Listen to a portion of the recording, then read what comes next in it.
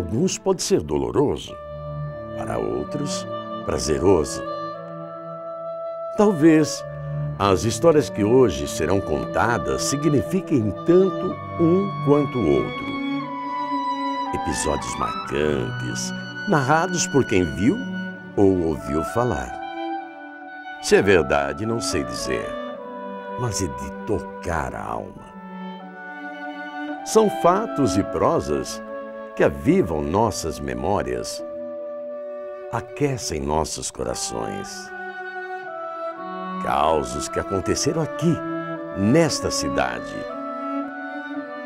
Até então, pequena e pacata.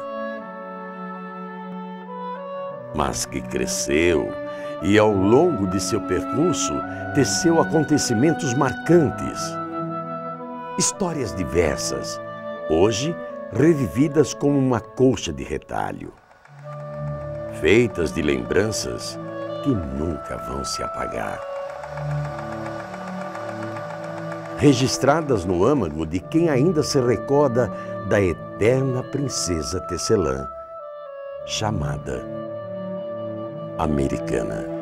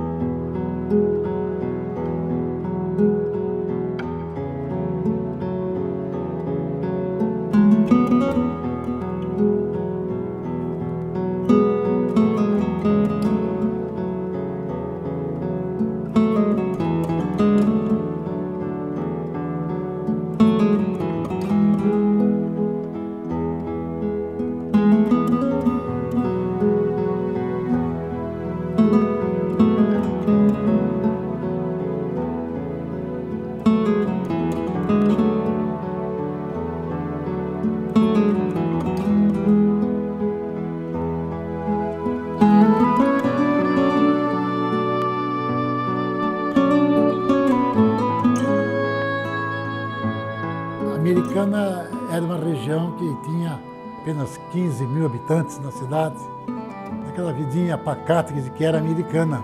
Era uma época totalmente diferente, né? As coisas eram mais simples, você tinha tranquilidade, não havia essa questão como hoje de assaltos, de violência, né?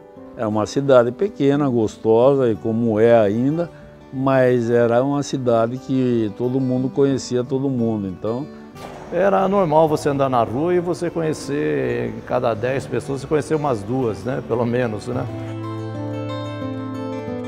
Não havia tanto trânsito de veículos, né? A gente, molecada, brincava na rua mesmo, né? Já tinha estação, só que na frente da estação eram charretes e do lado de baixo carroças. Ali tinha um bebedouro para água para os animais. Então, o finado pai comprava adubo de um parente nosso e depois vinha de trem, aí você ia na estação carregar. Antigamente, o único meio de transporte realmente eficiente era o ferroviário, né? Com aquele legado dos norte-americanos, da melancia e tudo mais, o transporte era feito pelo trem, né? Uma dificuldade tremenda, era só trem, não tinha ônibus também, você não tinha... Falar em carro, não existia fábrica de carro também, só depois do ano 60, né? Carro muito pouco. E até onde eu morava, na esquina da minha casa, Antônio Lobo com a Rocarioba, o meu tio tinha um armazém e tinha uma bomba de gasolina, aquelas de fazer. Enchia o tanque lá em cima, depois punha no carro.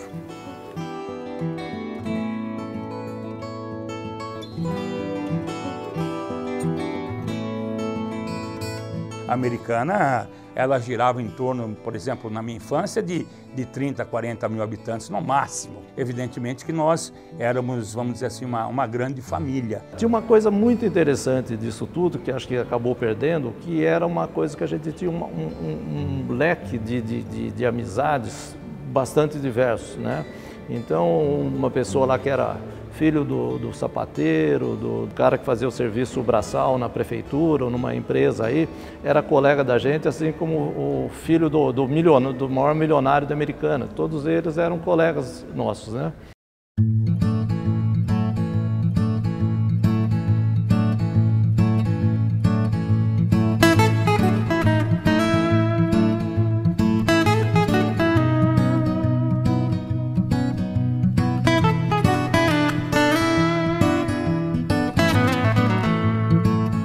Muitos aqui chegaram e constituíram famílias, influenciaram no desenvolvimento da cidade. E o reflexo disso, fatos notáveis, que também fazem parte desta bela história. A Americana acabou se desenvolvendo muito em cima de uma série de coisas, né? Eu falo assim, a Americana é a somatória de várias influências importantes, desde os norte-americanos, a própria estação de trem, os italianos que vieram para cá, né? E depois, posteriormente, o grande fluxo migratório que veio do norte do Paraná, da Alta Paulista e tal, que também fizeram que a cidade crescesse muito. Uma cidade que tinha muito emprego. Meu pai tinha, assim, a maioria dos filhos dos 16 eram mulheres. E ele com a minha avó, em conversas que eu ouvia lá no sítio, eles estavam procurando uma alternativa, porque o sítio não dava mais para tanta gente e tal. E veio em Americana, e ele se deparou com tecelagens, se deparou com Carioba. Carioba era ativa naquela época, porque ainda os abdales ainda estavam movimentando lá. Como os milhos têm feito, inclusive, uma usina que tem lá, considerada uma das primeiras do Brasil, não sei se é... Né? Carioba tem muito a ver com tudo de Americana, né? Porque eu falo assim, a Americana se tornou esse parque têxtil famoso aí, né? Com Princesa Tecelã e tudo mais, muito por causa de Carioba. Tinha uma fábrica grande americana, que é a Carioba, fábrica de tecidos Carioba. Tudo que se fabricava em Americana, vendia.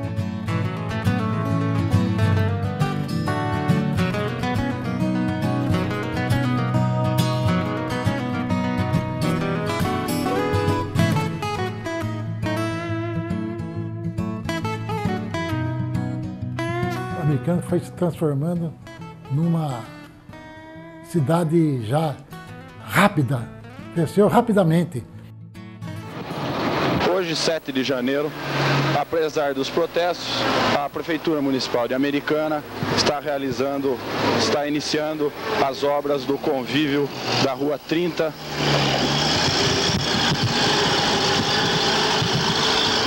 Iniciando pela retirada do pavimento para a construção de galerias e tubos de esgoto.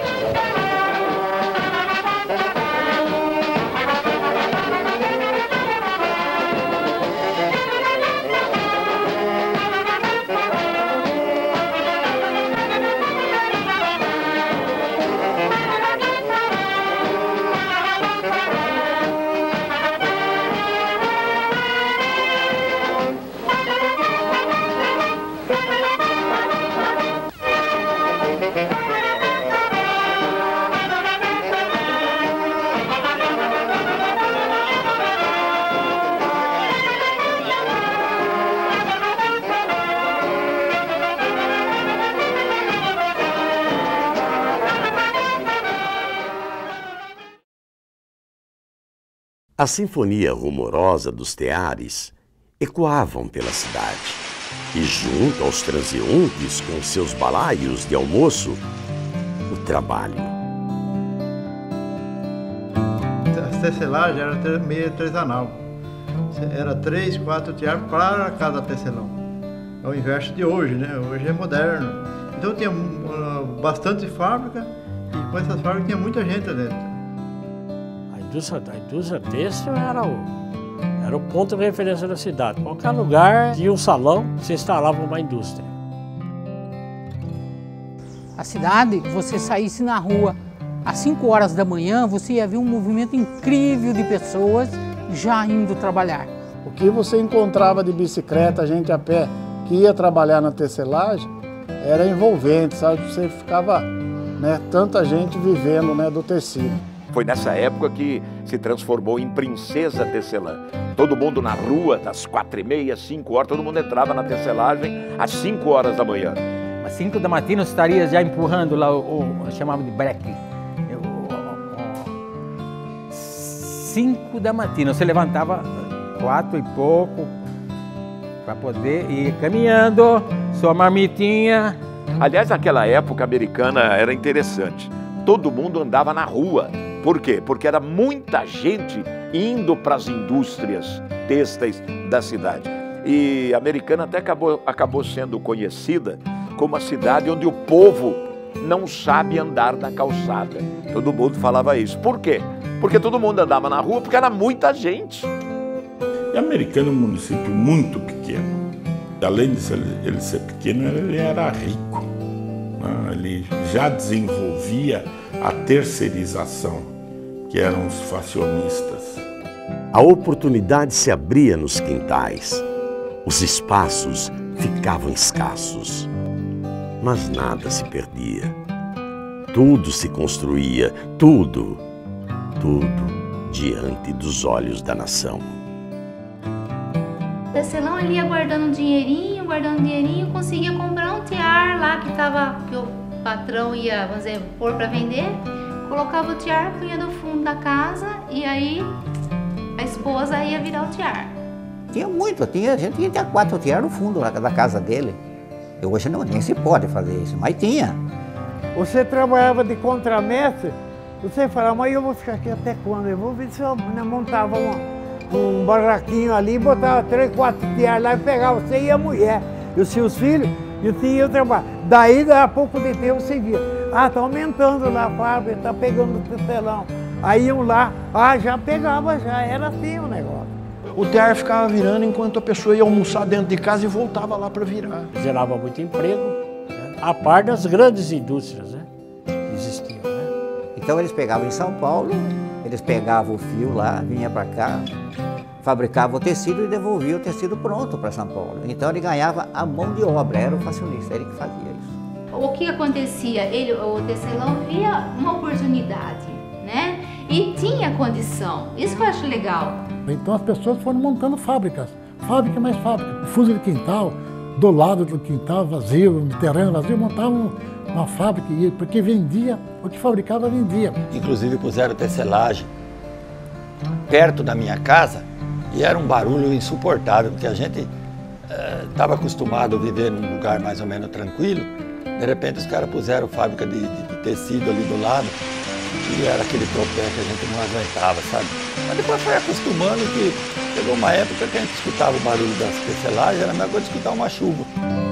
Mais uma importante indústria da cidade. A tecelagem Imperta Mar Limitada, que fabrica tecidos de rayon. Por que a Americana foi Princesa Tecelã? Hoje tem muita gente que não tem a menor ideia disso, né? Fomos aí 600, 700, 800 empresas têxteis. Hoje não tem menos de 100, mas houve um legado disso tudo. A Americana é uma cidade pujante, rica, com muito consumo, por causa dessa indústria têxtil forte que teve lá atrás.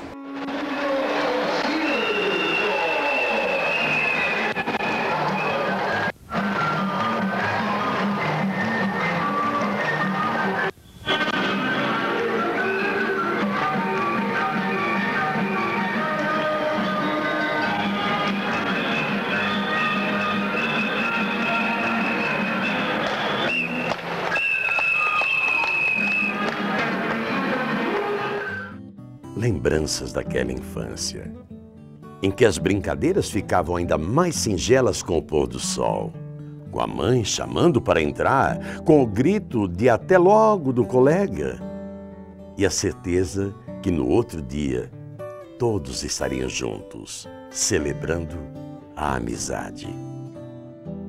Quando eu falo de Americana, né, a gente subir na mangueira, nadar no ribeirão, sabe?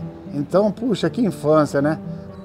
Então, aquele tempo lá era mais saudável, mais gostoso. Tinha as molecadas, por exemplo, Tem muitos que saía da escola e já ia onde? Ia nadar no Quilombo. Naquela época o Rio Quilombo era água limpa, água, né?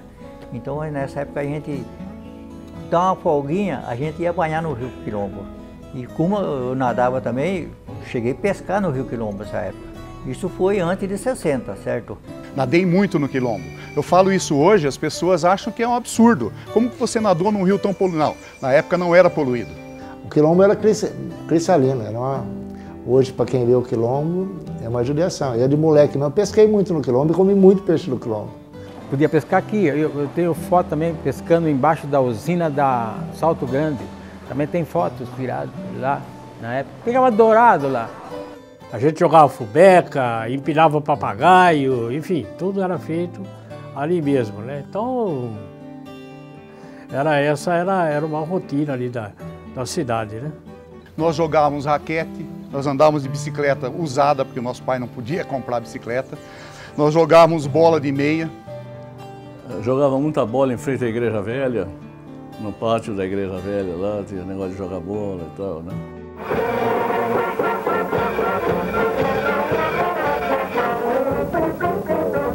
Os coretos. Quantas vezes sabíamos de pessoa que ia tocar violão, naqueles coretinhos que existiam, né? O cinema, né, que naquela época tinha, a Americana tinha acho que 3 cinemas, né, que a gente ia no cinema. Quando tinha, sempre estava indo, uma vez pelo menos, 1 a 2 vezes por mês, né? A gente ia ao cinema sem saber que filme que estava passando. O programa era ir ao cinema. A gente chegava lá, na hora que começava o filme, que você sabia que filme que ia passar, você nem se preocupava. Era só um ponto de encontro, né?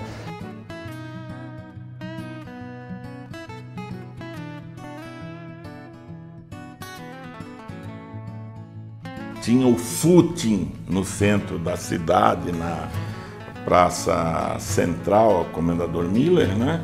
Então, como eu expliquei outro dia, os homens andavam da esquerda para a direita, as mulheres da direita para a esquerda, né? Era um acontecimento todo sábado e domingo. O tempo que eu ia fazer a praça, o cara que não andava vestido sem gravata, ele não presta. Já a mulherada já falava, esses aí, ó, esse aí, engaiada. O jardim ali da Praça Comendador Miller era o ponto de encontro de todos, das famílias, daqueles que iam, na época já mais jovens, iam namorar. A gente era criança, ia lá na praça com os pais para brincar, né? Isso era nitidamente de cidade de interior.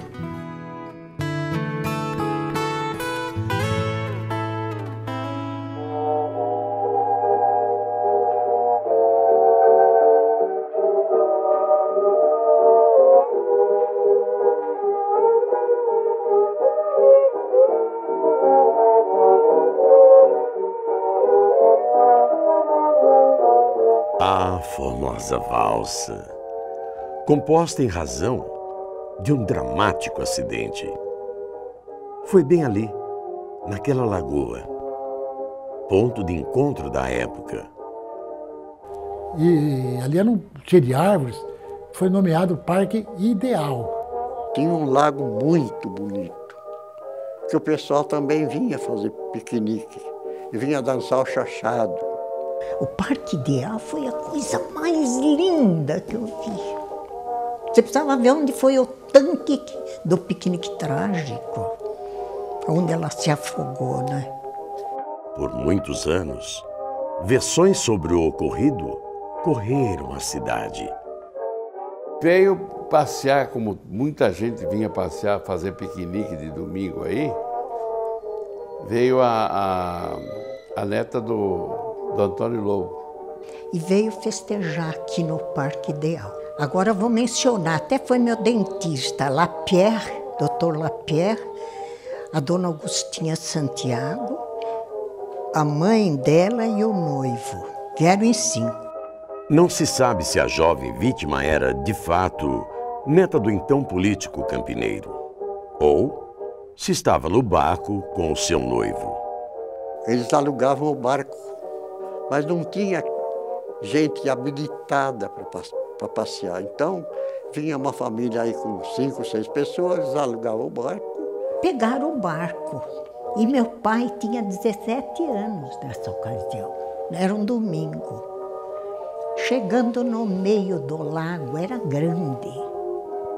E uma hora lá o barco virou. Mas o que poucos relatam foi o ato heróico de um garoto.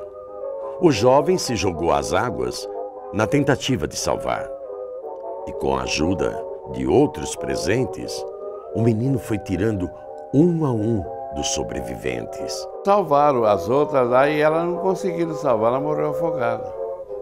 Ela ficou enroscada nos galhos de árvore. Tiraram o corpo dela, veio vindo, saiu pelos vestidos, que nem uma flor. Muito lindo vestido, ela muito linda, 17 anos, acho que nem isso. Ela se chamava Agar Lobo. Era o nome da moça que morreu, com uns 15 anos, mais ou menos. Aí o Germano foi lá, né? Ficou sabendo. Foi lá ver o negócio, lá que ele corre, acabou a alegria de todo mundo ali aquela hora. E ele compôs a música Piquenique Trágico. E o nome que dera à sua recém-criada obra inspirou-se em uma manchete: Piquenique Trágico. Você acredita que ele escreveu o Piquenique Trágico inteiro sem conhecer uma nota? História contada há mais de um século de um momento trágico, mas que também evidencia o talento de um jovem músico da época e a coragem daquele garoto da Vila Americana.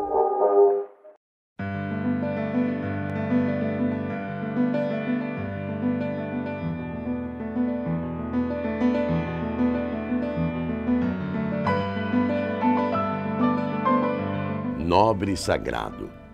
É este monumento que simboliza a cidade. Construído com devoção e muito esforço. Como não se lembrar desta majestosa basílica dedicada a Santo Antônio, cercada de histórias, de fatos e prosas. E a igreja matriz de Santo Antônio Nova, o padre Epifânio desenhou no papel lá o que ele achava que deveria fazer, não é? Só que, quanto vai custar isso aqui, né? Aí o padre Epifânio faleceu. Veio o cônego Nazareno Maggi. Então apresentaram aquele riscado lá para ele. Ele mandou fazer a planta, né? Vamos fazer. Aí o que ele fez? Ele pegou essas famílias mais abonadas, né? E falou, vocês vão me ajudar a fazer. Então formou-se uma comissão com um livro de ouro. E todo mês o padre, eles corriam de fábrica em fábrica, apanhando uma mensalidade que todos prometiam e pagavam mesmo. Muito foi feito para angariar recursos. Quem não se lembra dos famosos leilões? Aí eles faziam as festas, o leilão dos cornetas, que era do Nicolino, né? Ah, o leilão dos cornetas era outro ponto de referência, né? Nas festas da igreja de Santo Antônio. E o leilão era disputadíssimo. O que rendia tanto. Esse dinheiro já entregava para o pároco da cidade, que era o Monsenhor Maggi. O Monsenhor fazia questão de estimular o leilão, porque ali vinham os recursos para a igreja, né? E em seu interior, a mais bela arte foi retratada em cada canto. Quando ela estava rebocada, semi-pronta, o cônego trouxe 2 pintores da Itália, os irmãos Gentili. Então o Monsenhor lia uma passagem bíblica para o seu Pedro Gentili. O Pedro Gentili captava aquilo, depois ele passava no papel, entregava para o Monsenhor Nazareno Maggi, para ele aprovar. Aprovava, aí ia para a parede. Você olha assim naquelas imagens, parece que ela vem, né, seu encontro. Tão perfeito que é. Ali tem arte mesmo, que a gente, né, os irmãos Gentili fizeram uma obra de arte dentro da igreja de Santo Antônio. E os dois, coitados, morreram de tanto respirar tinta e tomar uma cachaçinha para ver se combatia. A igreja matriz, faltava ainda o piso, não tinha banco nenhum, era tudo vazio, né? E então tivemos que trabalhar para colocar o piso e os bancos, né? E vitrais, luzes também precisamos melhorar. E em frente à matriz, né? Já tinha a escadaria. E como tudo girava em torno das tecelagens, nos salões da matriz, uma iniciativa pioneira dera início. Tratava-se de uma feira completa, com produções expostas para todos. Os primeiros anos da FIDAM foram na parte do porão da igreja ali, né? A parte de baixo da igreja, e ali que alavancou a FIDAM, né? O sucesso transformou-se em um dos eventos mais aguardados, a ponto de outros lugares serem designados para receber o público, até finalmente contar com uma sede fixa, tornando-se um espaço simbólico na cidade. Os festejos do centenário coincidiram com a abertura da 15ª FIDAM, a Feira Industrial de Americana. E por isso mesmo, a cidade estava repleta de visitantes e autoridades de vários lugares.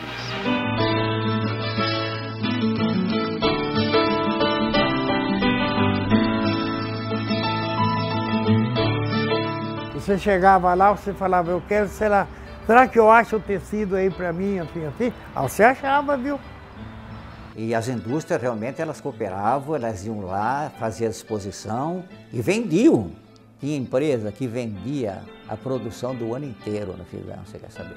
E olha, e vinha gente de fora, do Brasil inteiro vinha aqui americano. Vinha do Brasil inteiro. Espaço que depois serviu de palco para demais eventos.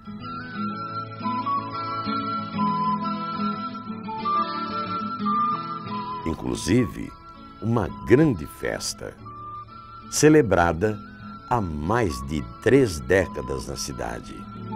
Eu chego com muita satisfação, chego com muito carinho, chego com muita vida, graças a Deus, para levar a vocês um espetáculo vibrante, um espetáculo que o povo de Americana não conhece.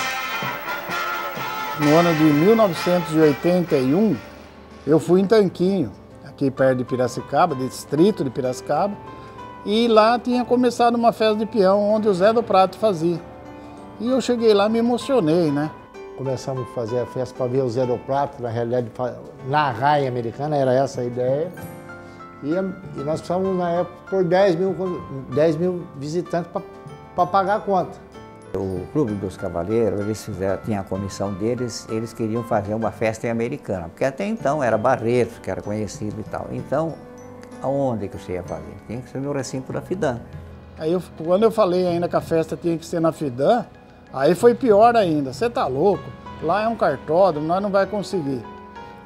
Aí eles nos procuraram, eu era presidente na época, e eu me lembro que nós estipulamos uma taxa, porque sempre tem despesa, né? Aí eles toparam. Aí a gente marcou a festa. Fui conversar na FIDAM, já fomos tratando. Começamos com a melhor arquibancada, melhor locutor, melhor tropa de rodeio. Na época não tinha grande show. A terceira festa começou os grandes shows. Chitãozinho chegar de domingo, precisa pôr cavalaria na porta lá para não entrar mais gente na FIDAM. O Zezé de Camargo e o Luciano conseguiu colocar 55 mil pagantes ali. Me pergunta como, que eu não sei como que coube, mas na realidade quem implantou o rodeio show no Brasil foi o Clube dos Cavaleiros Americanos. De 93 a 97 a festa foi explodindo, né? E a gente foi obrigado a tirar ela de lá. Aí nós viemos na Outlet, fizemos 2 anos e no ano de 2000 viemos para cá. Graças a Deus deu certo e está aí até hoje, é um orgulho para o americano.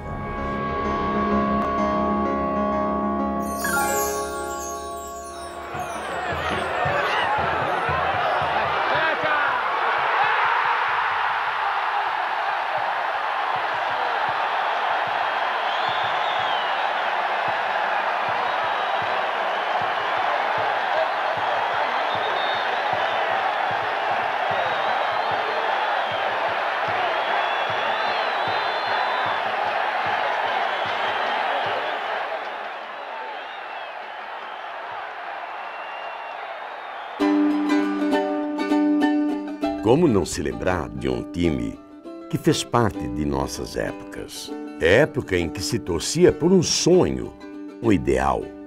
E apesar de tantos altos e baixos, o Tigre sempre revelou grandes craques. Rio Branco era o xodó da população americana. E o campo de futebol era na Rua Fernando Camargo. Que tinha um futebol que ninguém batia, que tinha 2 jogadores de fora. O resto era tudo aqui. O Rio Branco ficou participando do campeonato do estado. Era um campeonato duro e o Rio Branco disputava, tinha muito bom. Mas com o tempo acabaram com o futebol.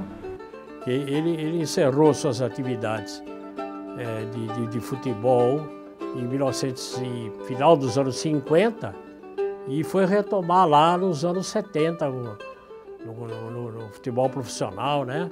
Teve sucesso e justamente nós montamos uma equipe para construir o estádio do Rio Branco.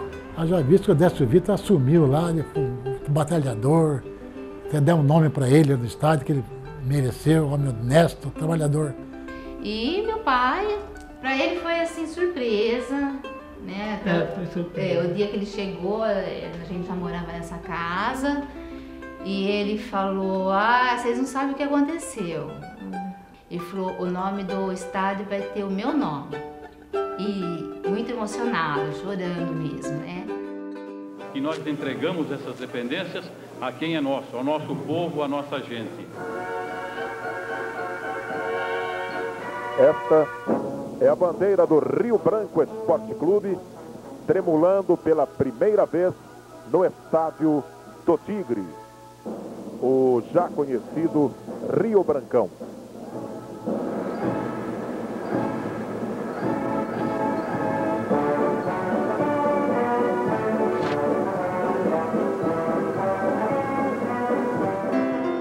Não era somente o time que mobilizava todos. Quem não se lembra dos maravilhosos bailes que aconteciam ali, na sede social do clube? Os bailes da época chamava Soirée Dançante, às quintas-feiras, todas as quintas-feiras e aos sábados, né? Tudo quanto é festa americana, os bailes eram no Rio Branco. Naquela época existiam orquestras famosas. Que tinha a famosa, eu me lembro que era quando falava que vinha a orquestra Tabajara, era sinal que o baile era bom, né? Então tinha os bailes de debutantes, os bailes de aniversário do clube e tal.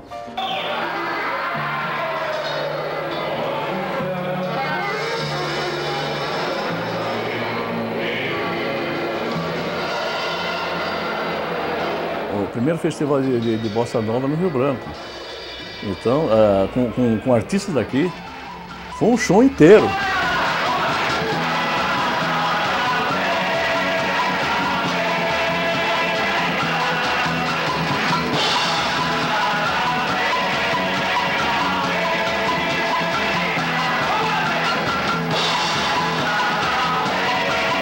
A americana ficou louca, nunca viram uma coisa dessa. Uma efervescência grande, assim. Eu sempre tive no meio onde tinha arte, cultura, música, né?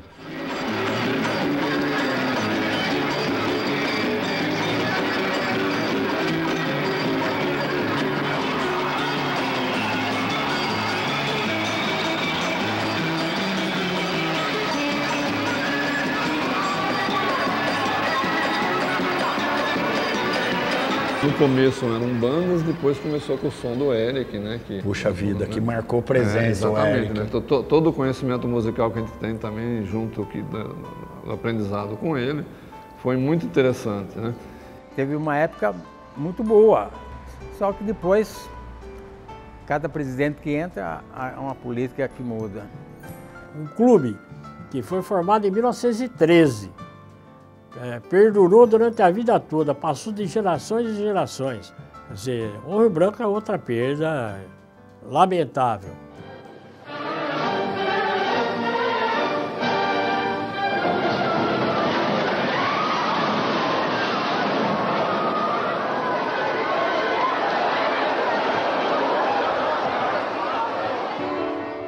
Esta cena nos remete a um sentimento. Um sentimento que, minutos antes, era um misto de expectativa e alegria. E que, por um instante, tudo desabara diante de nós. Lamentavelmente, o teatro ele ficou conhecido mundialmente logo na estreia, né? Mas por um motivo ruim, que realmente foi aquele momento muito triste. Eu estava lá na plateia, presente, Sinfônica do município de São Paulo, com um repertório de Vila Lobos, para inaugurar o nosso teatro, né? Que desabou, né? Por um erro na engenharia que fez a estrutura lá nas soldas dos ferros lá da estrutura do palco. Aquilo foi muito triste e assim foi tanta luta. Eu acompanhei essa luta para se conseguir esse teatro, porque foi tudo feito do bom e do melhor. Mas o desejo era mais forte e na semana seguinte o teatro estava a todo vapor, nos presenteando com diversas produções artísticas. Depois eu acho que o teatro compensou isso com muitas coisas boas, muita alegria, muita arte, muita cultura, né? Então, provando que era uma obra importante e indispensável, né? Hoje a prova está aí, que todo mundo quer o teatro e, se possível, mais, né? Aqui é a colônia de férias, o pessoal de 12 anos que estamos visitando o Liberal, o jornal de nossa cidade também.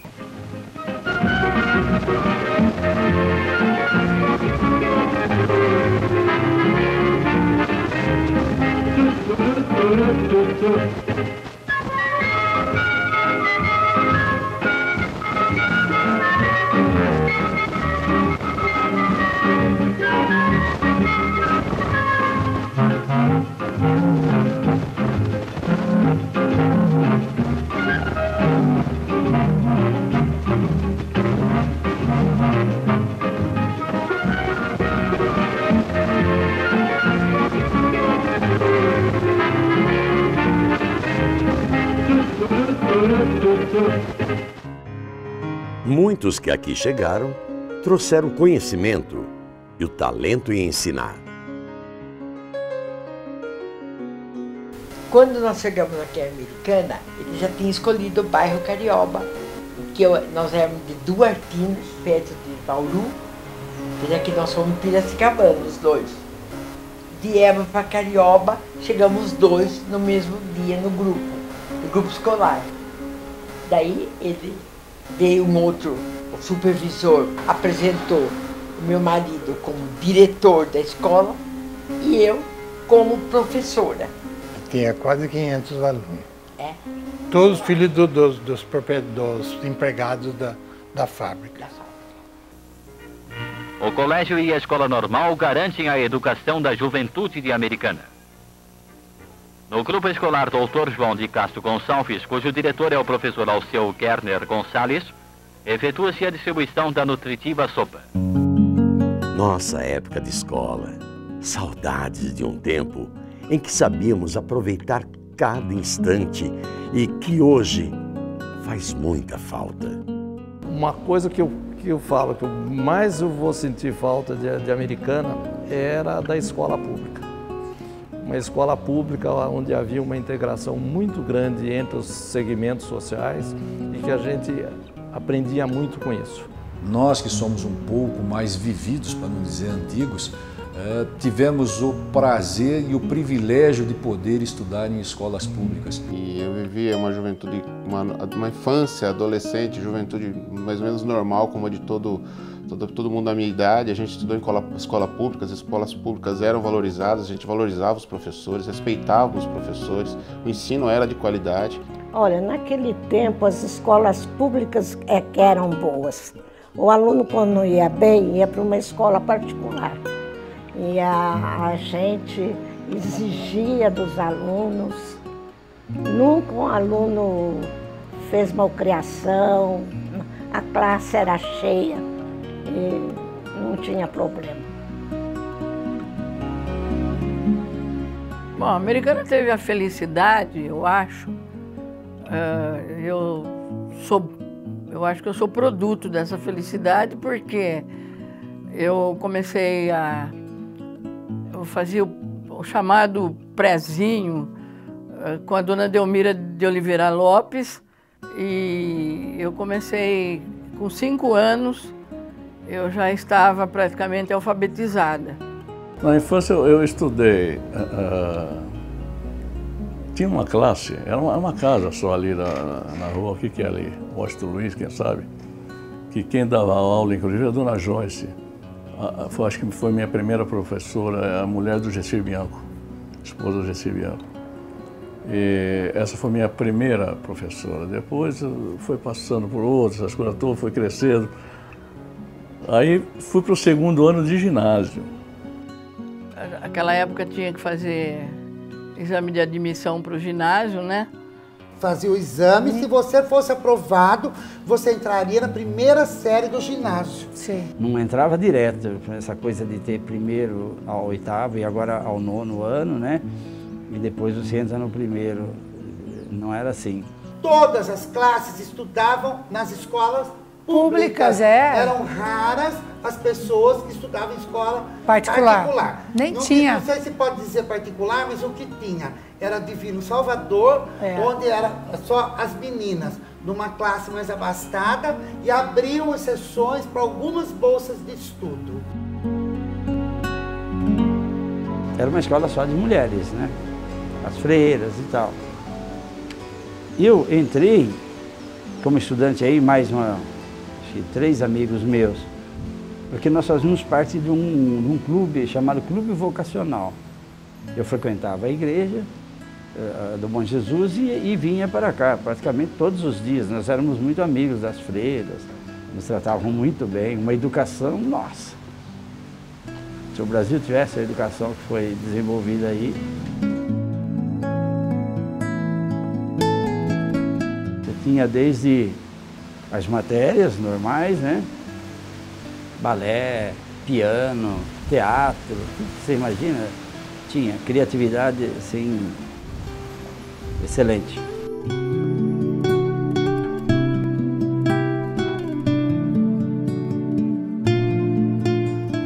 Me lembro, mas era muito novinho. Aliás, estudei inclusive no Educandário Divino Salvador, primeiro aqui, hoje é a Câmara Municipal.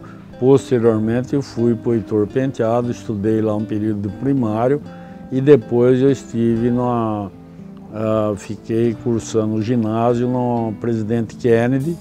Depois eu fui para o ginásio industrial, que era ali na rua Comendador Miller, ali atrás. O ginásio industrial ele foi instalado em 1960. Ele foi criado anteriormente, mas passou a funcionar aqui em Americana em 1960. Eu vim para Americana em setembro de 1961, nomeado pelo Estado para trabalhar no ginásio industrial. Ali era uma oportunidade até de você ver se existia alguma vocação sua para certas áreas da aprendizagem. Na época nós não tínhamos outras escolas que nós temos hoje em Americana de aprendizagem industrial, nós não tínhamos. A escola sempre girou mais ou menos em torno de 600 alunos, 700. A escola é uma escola profissionalizante. Tá? Mas era um ginásio com profissionalização. As duas frentes o ginásio industrial atendia. Se você quer seguir uma área técnica, ele te dava já uma boa base para você prosseguir num curso técnico. Acho que você fez, né, Domingo? Fiz. Domingo fez. Eu fui para outra área, acompanhei bem também o ritmo do ensino médio na outra escola. Lá nós aprendíamos a mexer em ferramentas, né, princípios de eletricidade e principalmente tornos. Muitos saíam já sabendo mexer em torno. A escola tinha recurso para isso aí, né? Para mecânica, para marcenaria, para eletricidade, para cerâmica.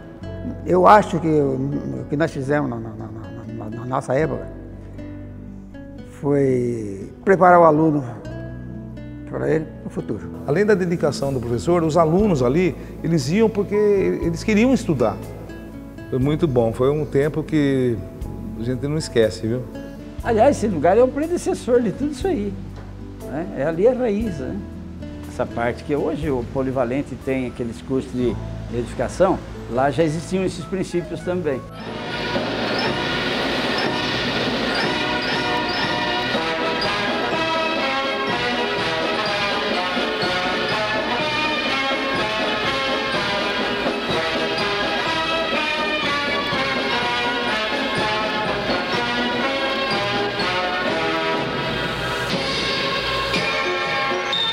Estamos levando e registrando imagens da inauguração do Colégio Polivalente de Americana.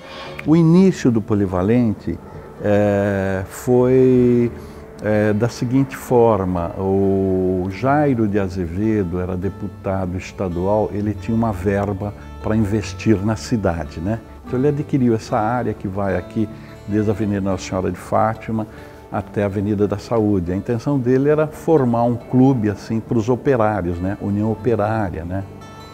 Aí, veja bem, a escola precisava desse espaço, né? Inclusive, o então prefeito Abdo Najar lutou muito, o Saião, que projetou o prédio também, foram até Brasília, o Najar até teve que mudar de partido na hora, onde que eu assino tal, para conseguir esse espaço aqui, né? Eu me lembro quando meu pai esteve lá com o ministro da Educação, que era o Jarbas Passarinho na época, e foram pleitear uma escola polivalente aqui em Americana, do qual ele se orgulhava muito. E chegando na fase final, o ministro disse o seguinte para ele: olha aqui, prefeito, nós vamos instalar mais uma escola técnica federal, ou em São Paulo, uma em São Paulo e outra na Bahia. Ele era de um partido de oposição ao governo. Na época da ditadura, como as pessoas podem lembrar, nós tínhamos 2 partidos. E aí ele disse a ele assim: olha, se o senhor vier para o nosso partido, a Escola Técnica Federal de São Paulo vai para a sua cidade. E ele, naquele jeitão, que era um homem simples, né, ele disse: onde que eu tenho que assinar?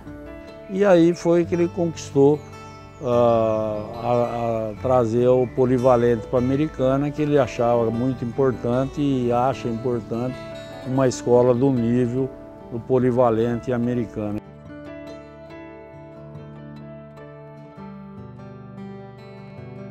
Nós éramos uma escola especificamente técnica, né? E nós tínhamos 5 ou 6 aulas diárias, né?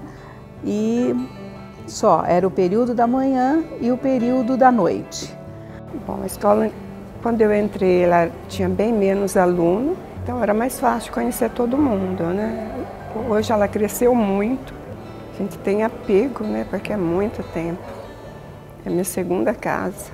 Eu nunca imaginei, na época, que uma escola pública pudesse ter essa estrutura maravilhosa que a escola já possuía na época. E o Polivalente em Americana sempre foi muito respeitado pela formação desses alunos, né?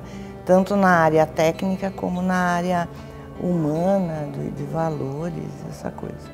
Eu acho que o Polivalente, ao longo dos seus mais de 40 anos, sempre colocou no mercado de trabalho, né, profissionais capacitados. Essa instituição, com toda a sua grandeza, com toda a metodologia utilizada aqui, com toda essa liberdade, também nos incentivou a sermos mais criativos, em nos desenvolvermos mais também, em interagirmos mais com as pessoas e com os alunos. Isso é um enorme crescimento. Isso é muito gratificante. O Colégio Polivalente, indubitavelmente, ele é um marco dentro da cidade americana. E ele hoje ainda, conforme com todo o crescimento universitário e também técnico, ainda ele é a vanguarda, ele é contemporâneo em todos os seus contextos. Jardim da Praça Comendador Miller. A Americana contribui para os cofres públicos federais com a expressiva cifra de 72 milhões de cruzeiros e para o estadual com 42 milhões de cruzeiros. A renda municipal eleva-se a 16 milhões de cruzeiros. o Grupo Escolar Heitor Penteado é mais uma ótima unidade educativa. Na minha época de criança não tinha ginásio estadual, não existia. Só tinha escola paga, que era a Escola Técnica do Comércio Dom Pedro II. Que tempo era uma escola técnica de comércio em contabilidade. E tinha um grupo escolar, que era Grupo Escolar Dr. Heitor Penteado, que é onde hoje é a biblioteca da Praça Comendador Miller. Como não tinha ginásio, escola perto de casa, a gente naquela época era o Heitor Penteado. Então eu entrei em 52 no Heitor Penteado, estudei até 55. Na época nós tínhamos um grupo muito unido, no sentido de podermos aproveitar melhor as oportunidades que nos davam. O clima era excelente, né? A criançada toda ali lembro de todos os professores. Como cidadão americanense, olhar a cidade hoje, onde todo mundo estudava na mesma escola, que era uma escola pública, que era o Heitor Penteado, que dessa escola pública se foi para um ginásio público, que passou a ser Instituto de Educação Presidente Kennedy, que também era uma escola pública com um ensino de qualidade.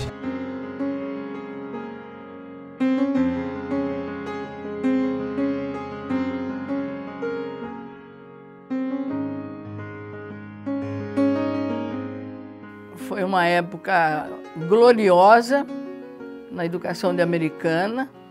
O Instituto de Educação, que posteriormente passou a ser Kennedy, era referência no estado de São Paulo inteiro. O Kennedy era uma escola extremamente tradicional, excelente escola em termos de cobrar do aluno para que ele se formasse com muita qualidade. Era muito interessante, porque eram outros tempos, né? Não tinha tanta tecnologia como tem hoje, então a convivência era humana mesmo, né? O pessoal chegava mais cedo antes da aula para ficar sentado lá na frente conversando, trocando ideia. Nós temos orgulho de ter estudado no Kennedy, era a verdadeira mistura das classes sociais. Inclusão, entendeu? Verdadeira. Tá? Aprendeu o que nós aprendemos. Disciplina, né? Disciplina. Só que aí a barra pesou, né? Porque ali era forte. Aquela época podia ser comparada, era mais do que as faculdades de hoje, o Kennedy. Era muito a escola da Paioli, da dona Aparecida Paioli, era uma coisa fantástica. A Paioli era aquela professora, quando ela aparecia, você a via no corredor, você tremia. Isso não é uma coisa que eu falo, com todos os colegas que a gente encontra aí, todos eles falam exatamente a mesma coisa. Então a gente tinha medo, sim, tinha medo dela. Mas eu acho que ela era uma pessoa boa, não era ruim não. Mas ela queria uma escola super limpa, disciplinada, uniforme completo. Ela recepcionava os alunos na porta. Se você não tivesse adequadamente uniformizado, você não entrava. E ia embora para casa. Ia embora para casa. Mas era uma escola muito grande, com 4.000 alunos, entre o período da manhã, à tarde e noite, né? Então, precisava de uma certa organização, senão não segurava a peteca. Ela era muito justa, tá certo? As cobranças, as penalidades vinham na hora certa. Ninguém pode dizer que Paioli foi porque ela era ruim, não, ela era certinha. A gente que achava ela ruim porque nós não conseguimos levar vantagem em nada com ela. A doutora Aparecida Paioli, aqueles que não a conheceram como eu, encaravam como uma mulher grosseira, rígida, e ela não era nada disso. Era uma mulher da época dela, uma época em que as exigências de respeito familiar eram muito fortes, né? E ela foi, nesse sentido, ela tem um grande mérito, porque ela era uma mulher, que na época as mulheres normalmente eram donas de casa, com raríssimas exceções, e ela conseguia, com o estilo dela, manter um respeito e uma disciplina muito grande, né? Então, ela levava a coisa a sério, mas hoje, todos aqueles que passaram pelo Kennedy agradecem. Quer queira, quer não, Foi a melhor. Foi a melhor. Ela me ensinou duas coisas importantes na minha vida.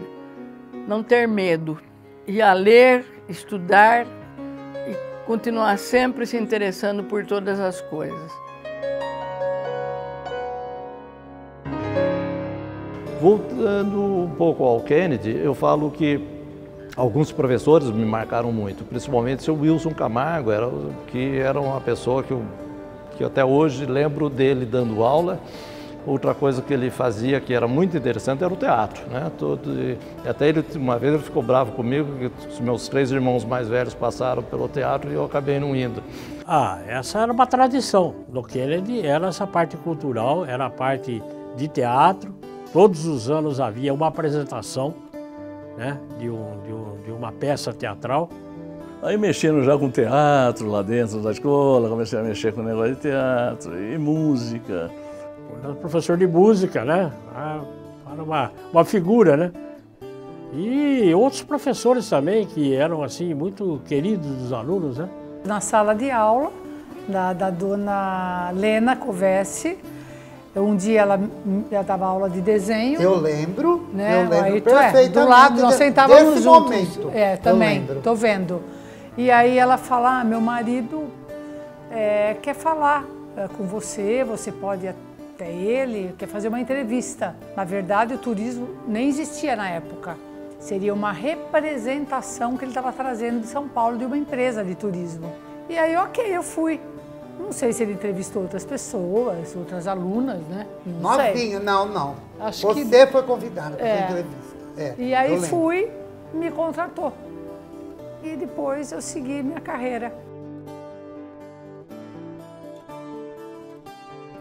A nossa classe, depois, quando foi à noite, a gente chamava de sítio, que era uma sala lá fora, na costa do Muro do Rio Branco. Fora do prédio central.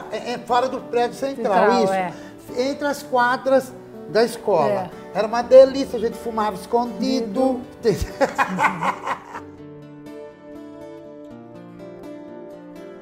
Tinha os jogos intercolegiais, em que a escola aqui recebia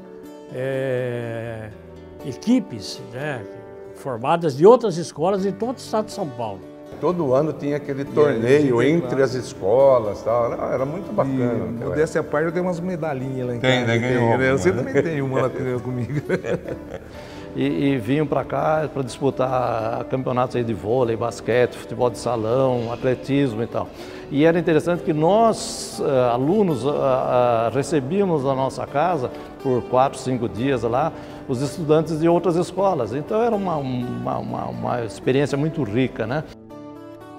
O Kennedy depois tornou-se reitor Penteado por causa da rede física. É bom citar isso porque mudou de Kennedy para Heitor Penteado. Na rede física, transportaram todos os alunos ali do Heitor Penteado antigo, ali no Jardim, para o presidente Kennedy. E prevaleceu o nome mais velho. Foi isso que ocorreu, então deixou de ser Kennedy para ser Heitor Penteado.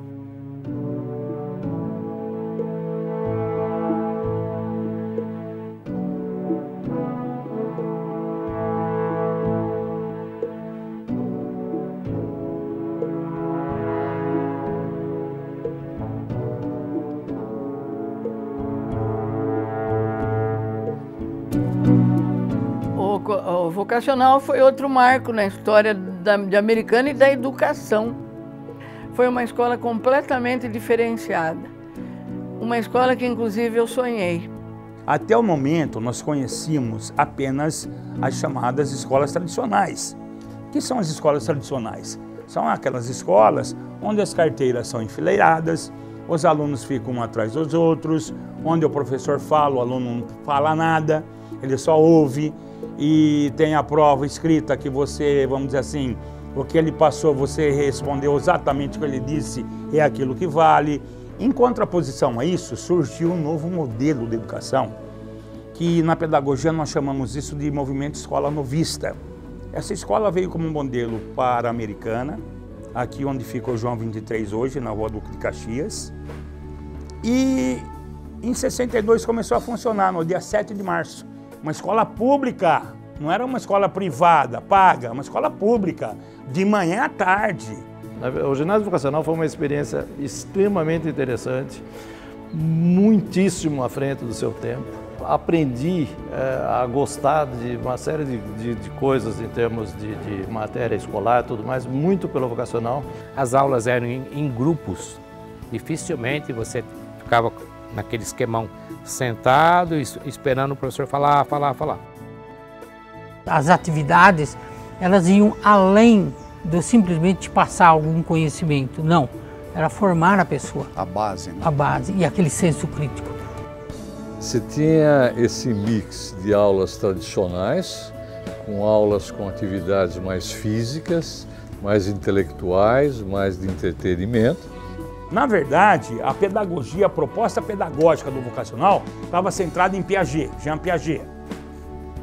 Porém, a filosofia de um filósofo francês personalista, Manuel Monnier, onde a palavra-chave chamava-se engajamento.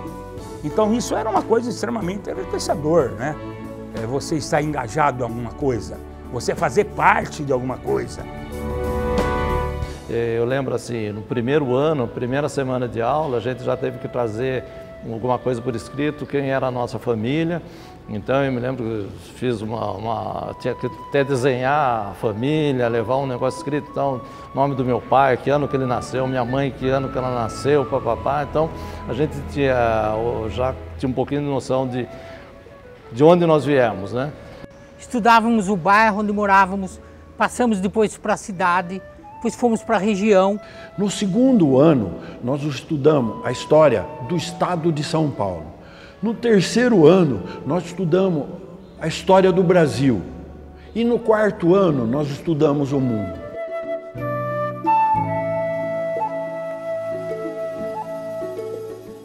Então, essa maneira de trabalhar, essa maneira de você fazer um estudo do meio, e você ia num campo de futebol, por exemplo.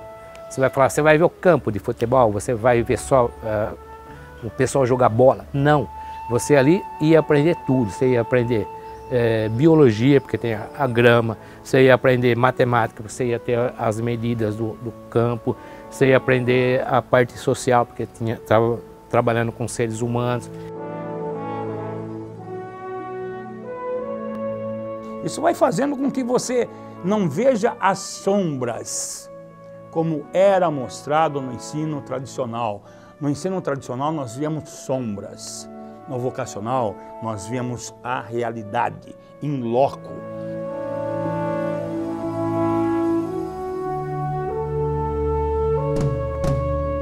Os professores eram treinados todo ano. Todo ano, todo mundo pojava em São Paulo, fazer o curso, nas férias, para depois voltar da aula. Fora o que a integração do aluno com a sociedade e entre os alunos do vocacional era uma coisa que não existe, nunca mais eu vi. Porque o vocacional, quando foi fundado, ele não foi para uma elite, como muita gente pensa até hoje que era para uma elite. Não.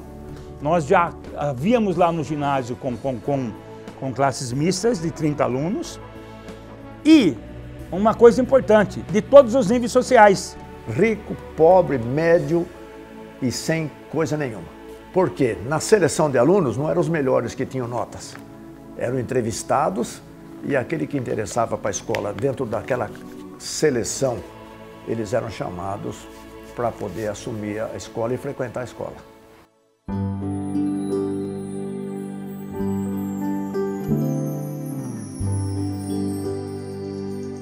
Como era uma escola que nós passávamos em período integral, a gente almoçava na própria escola. A gente sentava sempre com pessoas diferentes do lado da gente. Isso era obrigatório. Não era sempre, aquela é minha amiga, eu vou sentar do lado dela. Para quê? Não. Houvesse a socialização. A socialização. Nós almoçávamos juntos, nós jogávamos bola juntos. Nós jogávamos ping-pong, que na época não era nem tênis de mesa, ping-pong juntos. Aliás, a gente fazia a confecção das nossas próprias raquetes. A mesa de ping-pong nós fazíamos na aula de artes industriais. a raquete também. Então a gente podia usar serra tico-tico, todo aquele equipamento.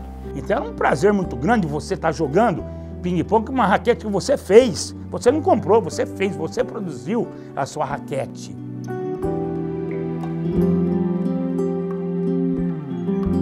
Mas a escola também, ela era tão ampla em termos de opções que ela proporcionava todas as atividades. A gente tinha aula de economia doméstica.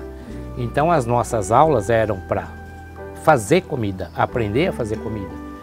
Aí começamos a plantar. Então nós tínhamos uma disciplina chamada práticas agrícolas.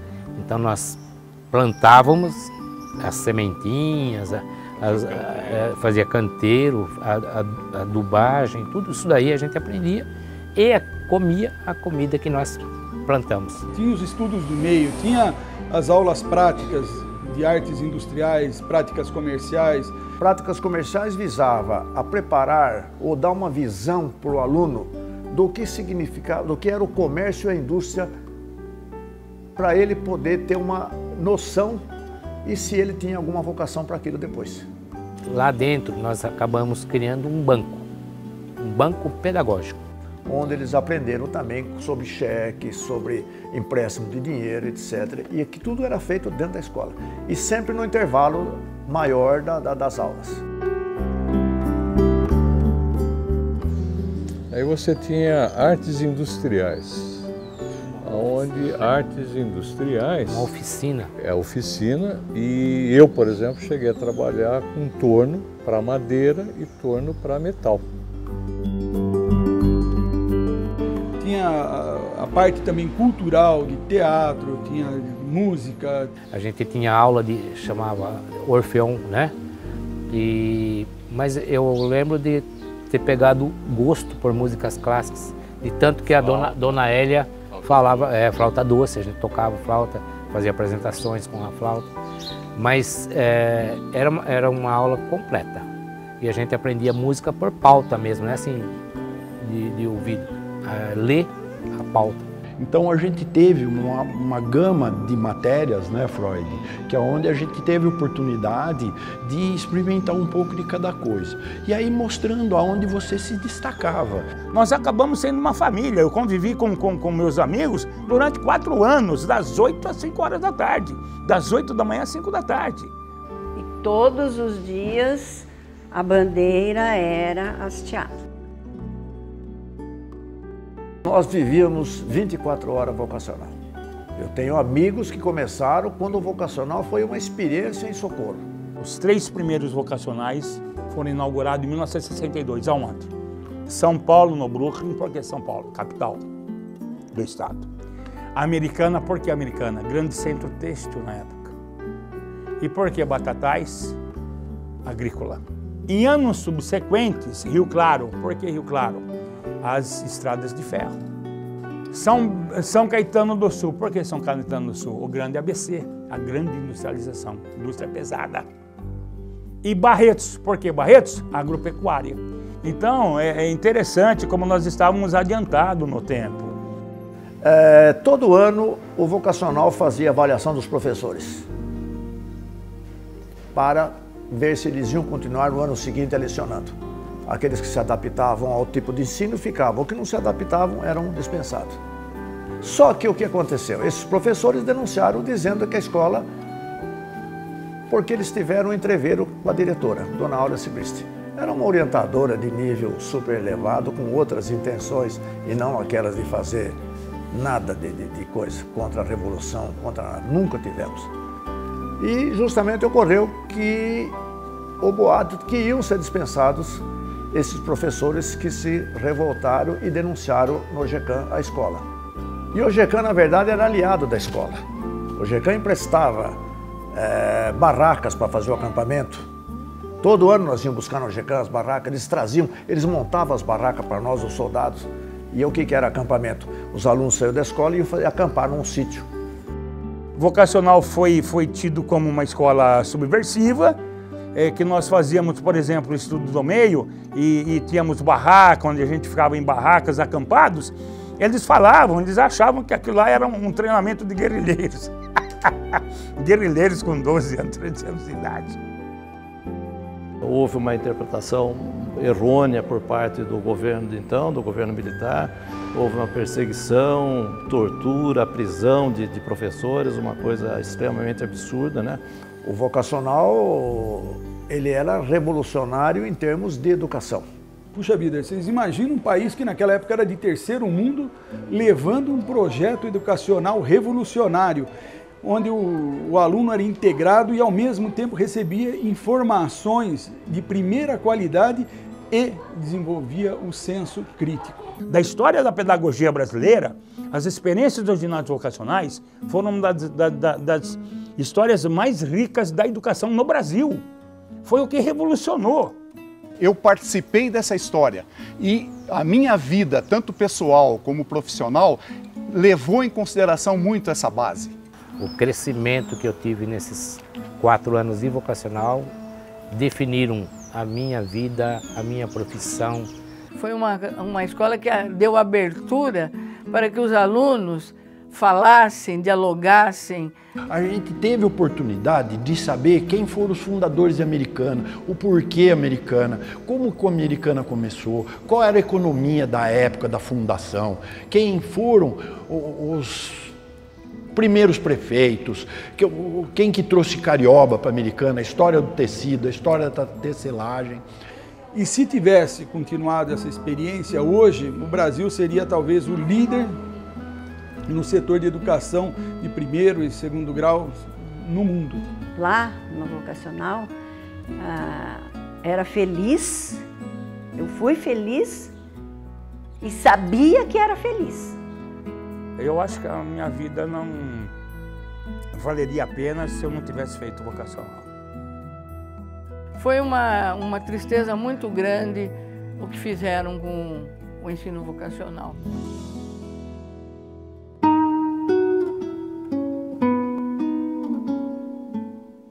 Companheira constante, a memória é como um filme de cada instante, de tudo outrora vivenciado. Momento que de tão breve torna-se um virar de página. Porque a história não se pretende sozinha, ela é a própria curiosidade. E dentro dessa curiosidade minha, que eu acho que a história, ela conta a vida de cada um, porque a partir do momento que você é gerado, você já tem uma história. Sem memória, você está fadado a cometer erros já ultrapassados há séculos atrás. Eu acho importante nós preservar a memória. Nós, como brasileiros, infelizmente, não temos esse costume, né? E você poder registrar isso, seja em livros, seja em documentários, é importante para a gente possa mostrar para as próximas gerações a origem da nossa cidade, a origem das nossas famílias, da nossa comunidade.